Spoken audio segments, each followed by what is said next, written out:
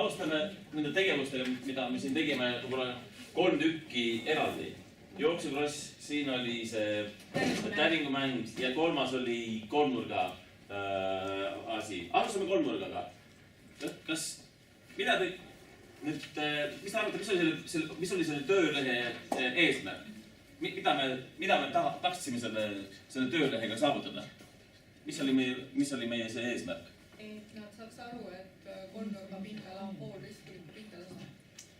Ja üleüldse see loogika oligi selles, et lähendada kolmnurga pindala läbi riskiliku pindala ja anda võimaluse avastada see valem iseseisvalt. Alternatiivne variant oleks ka, et lähed tahvli juurde, paned ilusti kirja tunni teema, et kolmnurga pindala valem on ja 6 klass ja ilusti näitad ära, miks see kolmnurga pindala valem selline on. Või annad valem on A korda H ja B2, kes siis treenid seda valemit ülejäänud osa ajast. Aga selle töölehe eesmärk oli hoopis teistsugune. Panna nad siis tegutsema nii käeliselt, värvid, paberid, liimid, kui ka läks meil vaja ka seal nutiseaded, sirklid loomulikult ja kui see ka nutiseade mingis mõttes, et nutikas asi.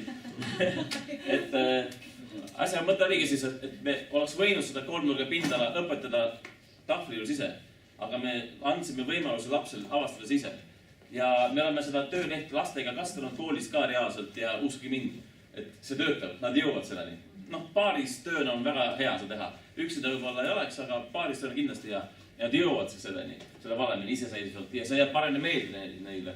Ja ma pärast küsisin õpetaja käest ka, kes seda kasutas seda töölehte. Mõni õpilane jäigi selle konstruktsiooni juurde, kui tuli kontrolltöö kolmnurga pindalale, samamoodi tegi kolmnurgas riskülikus tuli meelda, et risküliku pindal oli malem oli meeles ja siis avastas selle uuesti alati. No midagi teha. Tegelikult see nagu Grete rääkiski, et nüüd lihtsalt õppelasel on õppestrateegia, et ta ise oskab ja see tähendab, et nüüd ta oskab seda alati põhimõtteliselt.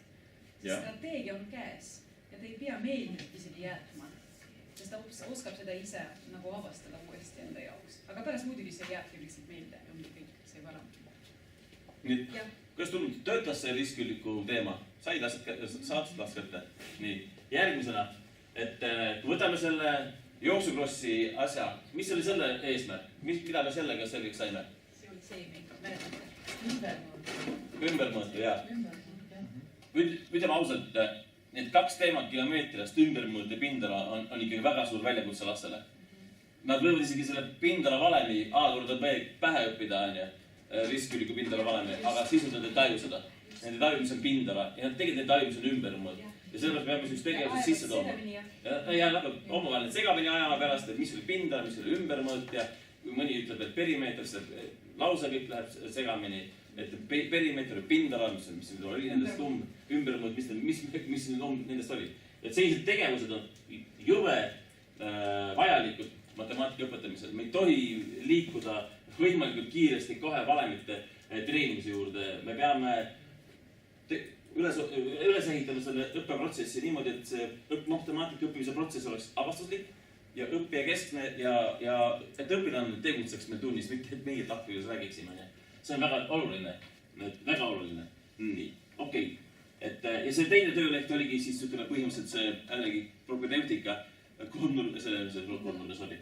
Risküliku pindala valemi propedeutika põhimõtteliselt.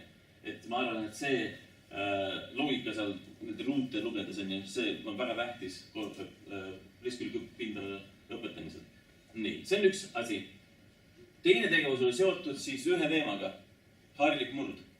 Ja seda, ütleme, stsenaariumit, mida me kasutasime, 4 keskust või 4 jaama, kui rääkida ingliskeelsetest terminitest, station rotation on see meetod, mida me siin kasutasime, siis station rotationi puhul, nagu ütlesin teile, põhifookus oli selles, et me eeldasime esiteks, et õpilane ei ole proff loomulikult hariliku murru teemas, et me eeldame, et ta teab ainult seda ühte tähendust, et osa tervikust tähenduses on tal see asi selge. Ja siis nüüd me lapsega hakkame uurima seda nii võimsat konstruktsiooni nagu A jagatud B-ga või A B-endiku erinevates kontekstides. Jällegi seesama, mida rääkis enne meile Grete ka siin, et kontekst peab muutuma ja see ongi täpselt sama see idee. meil oli üks sama idee, aga väga erinevates kontekstides. Ja jälle, mida me jälle vältisime seda, et me anname mingid reeglid lastele kätte. Me ei anna reeglid lastele kätte, me loome situatsioonid, kus ta avastab neid koostöös teistega ja siis kinnistab aina uues situatsioonis. Sest teema oli tegelikult üks sama ju, onju. Et hariliku murdu võrdsus, ütleme niimoodi, hariliku murdu tähendus, hariliku murdu visuaalsed esitusviisid ja hariliku murdu liitmine, kui on nimetaja meil põhimõtteliselt üks ja sama. Need teemad loomulikult tulevad kunagi 6. asjasid väga professionaalselt meil õpikutesse ka sisse, aga enne kui me jõuame nende teemadeni ametlikult, siis me peaksime ikka sisuliselt asjast aru saama, mida tähendab üks neljandik ja mida tähendab 2 neljandikku ja nii edasi. Seega selle, meetodi puhul oli see eesmärk meil ikkagi uurida ühte sama väga võimsat ideed, ehk siis hariliku murdu sellist tähendust nagu osa tervikust erinevates kontekstides. Et see oli see asja mõte seal. Ma ei tea, on sul midagi lisada siin? Ei, minu arust ei ole. Äkki teil on lisada midagi selle hariliku murdu asja juurde? Ja nägite, me pidevalt püüdsime seda asja kuidagi visualiseerida. Siin ongi põhimõtteliselt, nagu me teame, kui me matemaatikat õpetame, peame alati ühe sama ideega tegelema 4 erineval tasandil. Meil on numbriline tasand, meil on visuaalne tasand, meil on sõnaline tasand, seal oli sõnaline, mäletate, 2/3 ja 3/4 ja siis algebraline tasand, kui on üldiselt A ja B mängus, mitte siis ütled 1 ja 3. Nii et see oli see eesmärk ka seal, et kõik need tasandid läbi käia. Ja lapsed peaks selgeks saama, et tõesti, et 1 neljandiku ja 2 neljandiku vahel on veel murde. Ja siis niimoodi mängides need asjadega, et nad saavad ise aru sellest asjast. Ja pigem esitavad meile küsimusi, kui meie nendele. Nii et sellised tegevused võimaldavad panna õpilased tunnis tööle, avastama matemaatikat, tegema matemaatikat. Ja see on kõige tähtsam, et meie lapsed oleksid võimelised millegi uue loomiseks. Ma tahan veel täpsustada, me rääkisime siin Gretega omavahel, ma küsin tema käest, mis ta mõtles tunnikontrolli all, see on ka tähtis. Et ta mõtles, et see ei ole tegevus, mis tuleb hinde peale, jah. See võib isegi anonüümne olla, sest eesmärk mitte hinde peale panna, mitte isegi kontrollida, testida, vaid nagu aidata õpilasi meelde tuletama, et nad ise saaksid aru, et natukene pingutada on vaja. Aga mitte hinde peale, vaid oma mälu nimel, ütleme nii. Jah, see on oluline, siis tihtipeale, meie jaoks tunnikontroll, see on ka selline tegevus, kus me paneme pärast terve riida. Hindeid, jah. No sama on siin, kui te vaatate neid tegevusi, mis te tegite, jällegi siin laps ei tohi karta teha vigu. Ta peab olema julge. Ja see oli ka üks moment, mida Grete välja tõi hommikul enne siin. Tähendab, päeval on ju lõuna vaid juba. Et laps ei tohi karta teha vigu. Ta peab seda asja võtma huviga. Kui hea, kui see on mänguline, on hea, kui on erinevad kontekstid, on hea, kui me tuleme ühe sama idee juurde uuesti tagasi. Meil olidki siin neidi lauda. Iga kord, kui tulime ikkagi uus kontekst, aga tulime vana idee juurde tagasi uuesti jälle. Vana idee juurde tagasi. Nii ka kinnistasime seda suuremat ideed. Ja see ei tea kunagi tegelikult, kus kohas täpselt näiteks ise laps enda jaoks teeb oma avastuse. Kes teab, ta tõesti mängib siin, seal, aga siin lõpuks omid, et ta sai aru. Ahaa, voot, mis see oli, see 1/3. Ja või vastupidi seal. Me ei tea, kuidas ta enda jaoks teeb selgeks. Ja sellepärast nad erinevad võimalused või situatsioonid peavad siis olema. Jah, me räägime matemaatika õppimise protsessist. Et matemaatikatund on tund, kus õpilane tegutseb, mitte meie tahvli ees. Et see on põhiline filosoofia siin taga tegelikult. Et muidu on võimatu need asjad selgeks saada, kui sina ei tegutse, kui sina ei proovi, kui sa ei tee vigu, kui sa ei paku hüpoteese, kui sa ei katseta, sa ei proovi järgi, kas su hüpotees üldse on õige või ei ole. Kas on tõesti 3 pindal valem? Kas saab niimoodi leida või?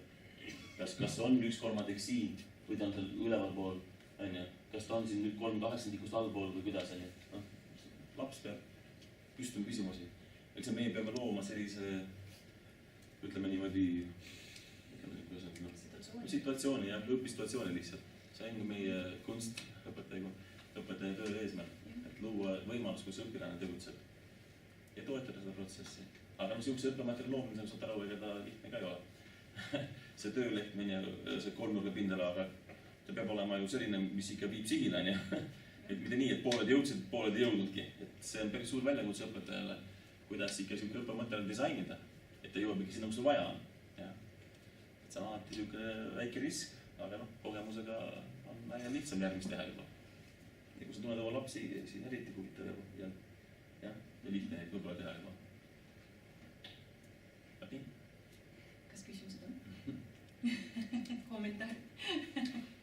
Minul oleks võib-olla soenduses küsimus selleks, et see oli väga haarav ja mänguline ja väga vahva, aga see asi, millega me nüüd ka seal robomatemaatikas põlkume, on see, et õpetajal selle tunni ettevalmistamine, et ta toob robotid, et ta toob tahvlid, et ta seal kohandab selle töölehe, et see on väga ajamahukas.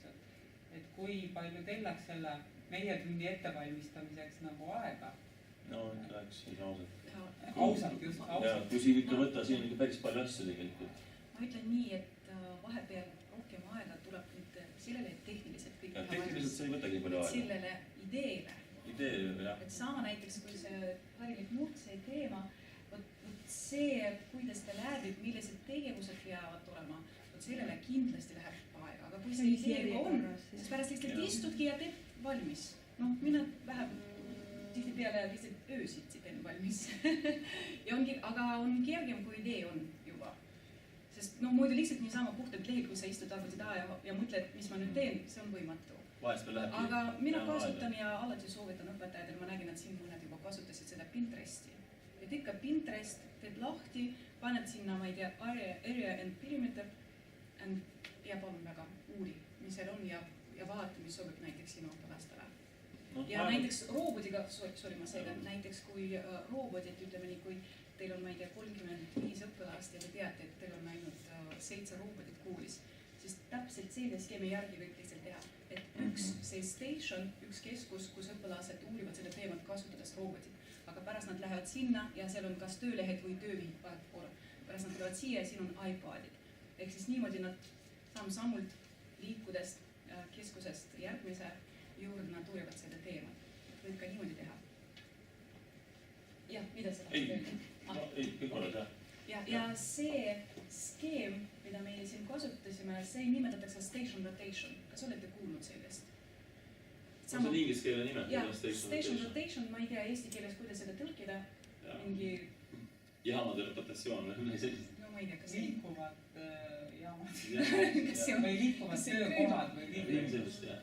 Jah, midagi sellist. Aga kui te panete sama Pinteresti station rotation, siis te leiate seal igasugused pildid, aktiivsused ja kirjeldused, mis iganes.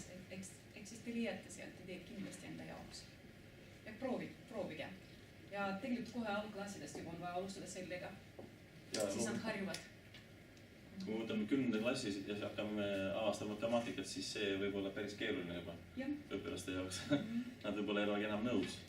Nad hakkavad paluma, et kuule, ole hea, selgita meile ise. Et see on ju töö tegelikult, see üks asja läbi tegemine. Ma ei tea, kas te väsisid ja väsinud lõpuks. Ega see on ju suur töö ikkagi, sa väsid ära. Nii palju energia kohe korraga. Aga nüüd kujutage ette, kui laps oleks, tead juba profid on ju, aga kui laps teeb seda esimest korda, ta ei olegi nii suur prof selles harilikus muulus näiteks. Millise töö tema teeb.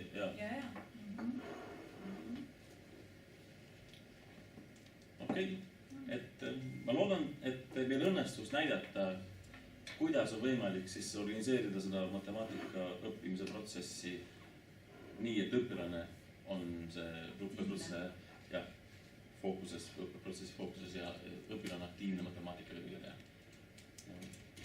Aga ikka selleks materjali loomine on alati aeg, jah. Esimest õppematerjali lood võib-olla 2 nädalat, võib-olla 3 nädalat, järgmist juba 2,5. Et ega sa mingis mõttes õpid ka seda tegelikult. Igat järgmist materjali on lihtsam teha juba. See on selline, ma mäletan, kui ma tegin esimest korraliku materjali tõenäosus teooria teemal, ma arvan, ma mõtlesin, ma ei mäleta palju, kuu aega vähemalt, ma arvan. Mul läks see idee selle väljatöötamisele. Aga tehniliselt me tegime, mis Marina jälle selle ühe päeva valmis. Aga kuu aega võttis see idee, et kuidas laps ikkagi avastab kõik tõenäoliselt teooria valemid ise. Et see oli suur väljakutse oli jällegi. Okei, nii pange oma lapsed matemaatikat tegema tunnis, see on kõige tähtsam. Et nagu rääkis Frené, kuhus prantsuse matemaatik, tema üks invariant pedagoogina oli see, et õpetaja peab vähem rääkima tunnis. Õpetaja võimalikult vähe räägib. Õpetaja kuulab, vastab küsimustele. Aga see tähendab seda, et sa pead kuidagi disainima selle õppeprotsessi siis.